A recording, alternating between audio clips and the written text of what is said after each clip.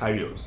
ఈ video upload చేసే సమయానికి ఏ కోర్టు అయితే జస్ట్ కొద్ది నిమిషాల క్రితమే అరవింద్ కేజ్రీవాల్కి బెయిల్ ఇచ్చున్నారో అదే కోర్టు కస్టడీకి అప్పచెప్పవచ్చు ఎవరిని, కవితని. లేదన్నప్పుడు మరి ఏం చెప్పేది ఏంటో తెలియదు. ముందుగా అసలు ఈ ఢిల్లీ లిక్కర్ స్కామ్ ఏంటి, కవితను ఎందుకు అరెస్ట్ చేశారు, one by one point to point చెప్తాం. అది 2021 ఢిల్లీ ప్రభుత్వం, దట్ మీన్స్ అరవింద్ కేజ్రీవాల్ ప్రభుత్వం కొత్త మద్యం పాలసీ తీసుకుంది. అదేంటి, అప్పటి వరకు ప్రభుత్వ చేతుల్లో ఉన్నటువంటి ఈ మద్యానికి సంబంధించినటువంటి పూర్తి హక్కులు కానీ రిమైనింగ్ కానీ ప్రైవేట్ వాళ్ళ చేతికి పోతాయి. ఎలా, షాపులు తెల్లవారుజాము 3 వరకు నడుపుకోవచ్చు, అండ్ రేట్లు కూడా వాళ్ళే డిసైడ్ చేయొచ్చు, ఏకంగా ఇంటికి కూడా మధ్యాహ్నం డెలివరీ చేయొచ్చు, హోమ్ డెలివరీ. ఓకే, ఇందులో L1 లైసెన్స్లు అనేవి ఒకటి ఉన్నాయి. అక్కడే ఈ గోల్మాల్ అన్నది జరిగింది. ఏంటది, మన సౌత్ చెందిన కొంతమంది, నార్త్ చెందిన కొంతమంది, వీళ్ళ చేతుల్లోనే అత్యధికంగా మద్యం షాపులు ఉండేలాగా మొత్తం స్కామ్ అనేది నడిచింది. ప్రభుత్వం కూడా రూల్స్ కానీ రిమైనింగ్ కానీ గతం దానికి భిన్నంగా మొత్తం వీళ్ళకి ఫేవర్గా ఉండేలాగా సడలించి పెట్టింది. అందుకు గాను కొన్ని కోట్లు లంచం అటు ఇటు. ఇది అంతా కూడా గమనిస్తున్నటువంటి చీఫ్ సెక్రటరీ ఏం చేశారు, ప్రజల ప్రాణాలతో చెలగాటం ఈ మద్యం అన్నది, ఇటువంటిది ప్రభుత్వం చేతులు కానీ ప్రైవేట్ వాళ్ళ చేతుల్లోకి వెళ్ళేది ఏంటి, అది కూడా వాళ్ళ ఇష్టారాజ్యంగా ఉంది, ఈ కొత్త పాలసీ అంది కరెక్ట్ కాదు, ఏదో తేడా కొడుతుందని చెప్పేసి అప్పుడు చీఫ్ సెక్రటరీ ఢిల్లీకి సంబంధించి, ఆయన లెఫ్టినెంట్ గవర్నర్, మనకి గవర్నర్ అలాగో అక్కడ కేంద్రపాలిత ప్రాంతం కాబట్టి లెఫ్టినెంట్ గవర్నర్ ఉంటారు, అతనికి మొత్తం విషయం చెప్పాడు. ఆయన చెక్ చేసి ఏమన్నాడు, సిబిఐలకు పురమాయించాడు, ఇన్వెస్టిగేషన్ చేయండి అయ్యా అని. ఇది 2021 జూలై. సిబిఐలు ఇన్వెస్టిగేషన్ చేస్తూ ఉన్నారు. చేస్తూ ఉన్నప్పుడు పెద్ద తలకాయలు ఉన్నట్టుగా ఉంది. ఫస్ట్ ఢిల్లీ ఉప ముఖ్యమంత్రి మనీష్ సిసోడియా,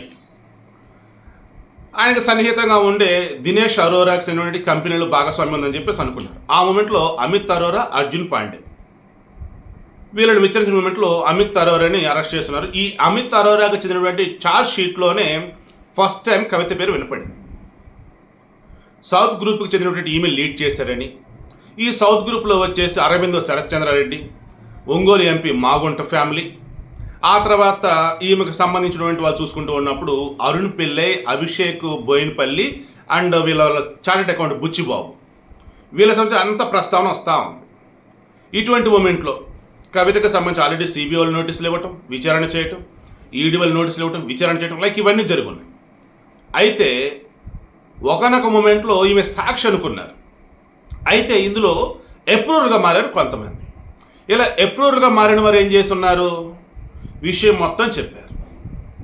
మధ్యలో మాగుంట ఉన్నాడు, విజయ్ నాయర్కి వచ్చేసి 100 కోట్లు ముడుపులు వెళ్ళున్నాయి, దీనికి సంబంధించి మొత్తం కూడా ఇందులో ఎవరైతే ఇన్వాల్వ్ అయి ఉన్నారో 1,38,00,000 విలువైనటువంటి 36 ఫోన్లని వాడటం జరిగింది. వాటిని ఆ తర్వాత బ్రేక్ చేస్తున్నారు. ఇందులో కవిత వచ్చేసి 2 సిమ్లు వాడింది, మొత్తం 10 మొబైల్ డిస్ట్రాయ్ చేస్తున్నారు. సో అంటే మొత్తం ఒక టీమ్గా ఫామ్ అయ్యి ఇంకా వేరే వాళ్ళు ఎవరికి తెలియకుండానే వీళ్ళ మధ్య ఏదైనా సరే కన్వర్జేషన్ అయినా దానికి మళ్ళీ వీళ్ళు వేరే వాళ్ళ నెంబర్లు వాడుతారు.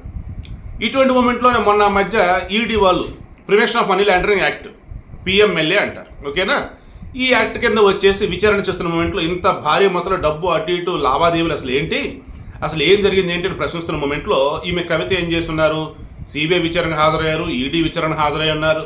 ఆమెకి ఎక్కడో తేడా కొడుతూ ఉంది. సాక్షిగా ఉన్నటువంటి ఆమెని ఎక్యూజ్గా చేసేటప్పటికి వీళ్ళు అరెస్ట్ చేసేటట్టున్నారనుకుని కోర్టుకు వెళ్ళేసి ఏం చేస్తున్నారు, నేను ఒక స్త్రీని, నాకంటూ కొన్ని హక్కులు ఉన్నాయి కదా, దాని ప్రకారం ఏంటి వాళ్ళని ఇంట్లోనే విచారించాలి, వాళ్ళు ఎక్కడ పడితే అక్కడ నన్ను తీసుకెళ్ళి విచారించకూడదని చెప్పేసి ఈమన్నారు. ఇటువంటి మూమెంట్లో కోర్టు ఏం చేసింది, తీర్పు కాదు కానీ విచారణ వాయిదాలు వేస్తూ ఈ మూమెంట్లో ఈడీ నోటీసులు ఇచ్చినా సరే కోర్టులో వచ్చేసి ఇంకా తీర్పు రాలేదు, నేను రావాల్సిన అవసరం లేదు అని చెప్పి ఇవ్వమంటాం. ఇటువంటి మూమెంట్లో నిన్న మధ్యాహ్నం మొత్తం 10 మంది అధికారులు, ఇందులో 2 వచ్చేసి బ్యాంక్ ఆఫ్ బరోడా సంబంధించి చీఫ్ మేనేజర్ ఒకరు ఉన్నారు, ఇంకొకరు వచ్చేసి జనరల్ మేనేజరా, చీఫ్ మేనేజర్ ఒకరు, ఇంకోటి సీనియర్ మేనేజర్, వీళ్ళు వెళ్ళున్నారు. వాళ్ళ సమక్షంలోనే లావాదేవీలు ఎలా ఏంటి, ఏది సక్రమం ఏది అక్రమం అన్నట్టు అండ్ ఎన్ఫోర్స్మెంట్ డైరెక్టరేట్ అధికారులు ఇలా మొత్తంగా చూసుకుంటూ ఉన్నప్పుడు ఇందులో 3 మహిళలు ఉన్నారు. 145కి విచారణ స్టార్ట్ చేశారు.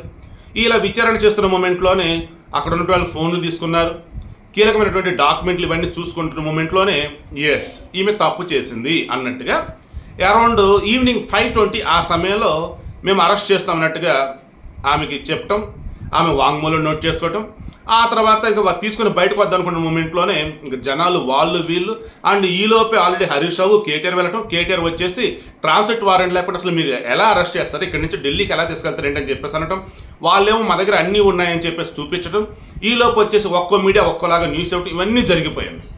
ఎట్టకేలకు అక్కడ ఉన్నటువంటి వాళ్ళని సముదాయించి ఎవరు అడ్డు కూడా అడ్డుపడద్దు, అంత ప్రాపర్ వేలోనే నడుస్తుంది, ఖచ్చితంగా న్యాయమే గెలుస్తుంది అని చెప్పేసి అనటం.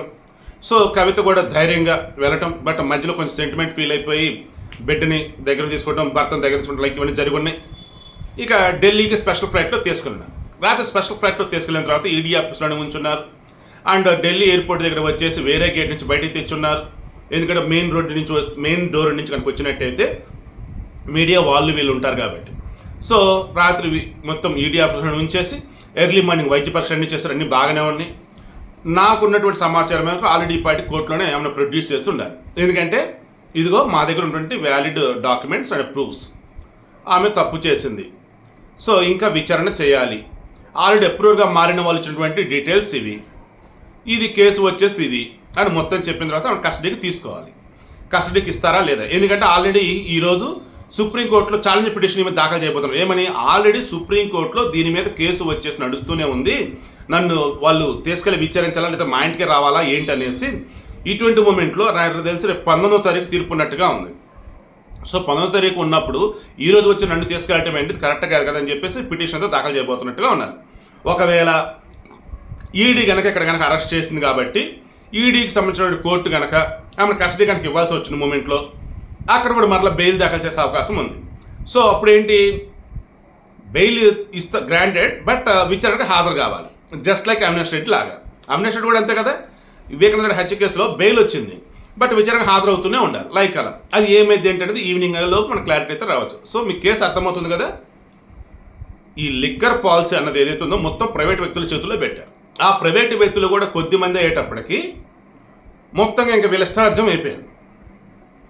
దాంతో చీఫ్ సెక్రటరీ లెఫ్టినెంట్ గవర్నర్ చూడటం, లెఫ్టినెంట్ గవర్నర్ వచ్చి సిబిఐ చూడటం, సిబిఐ వచ్చి విచారణ చేస్తున్న మూమెంట్లో ఈ డబ్బులకు సంబంధించి కోట్లు లావాదేవీలు కూడా ఉన్నట్టు తెలియడంతో prevention of money laundering act కింద ఈడీ ఎంటర్ అవడం, ఈడీ ఎంటర్ అయ్యి విచారణ చేస్తున్న మూమెంట్లో అటు సిబిఐ ఇటు ఈడీ మనకెందుకు వచ్చిన తలనే ప్రభావం అని చెప్పేసి కొంత అప్రూవల్గా మారిన వాళ్ళు ఇచ్చిన స్టేట్మెంట్ బేస్ చేసుకొని ఇందులో కీలకమైనటువంటి వాళ్ళు ఎవరు ఏంటంటే సౌత్ గ్రూప్కి చెందినటువంటి కవిత అని తెలియటం, ఈ కవితకు సంబంధించి విచారిస్తున్న మూమెంట్లో మరికొన్ని విషయాలు రావడం, ఇదిగో దానికి సంబంధించేసి ఆమె దగ్గర ఉన్నటువంటి వాళ్ళు అప్రూవల్గా మారటం, ఇంతమంది అప్రూవల్గా మారిన తర్వాత ఇన్ని సాక్ష్యాలు మన దగ్గర ఉన్న తర్వాత ఇంకేమైనా అరెస్ట్ చేయకుండా ఎలా ఏంటని చెప్పేసి అనడం, అరెస్ట్ చేయడం లైక్ ఇవన్నీ కూడా జరిగినాయి.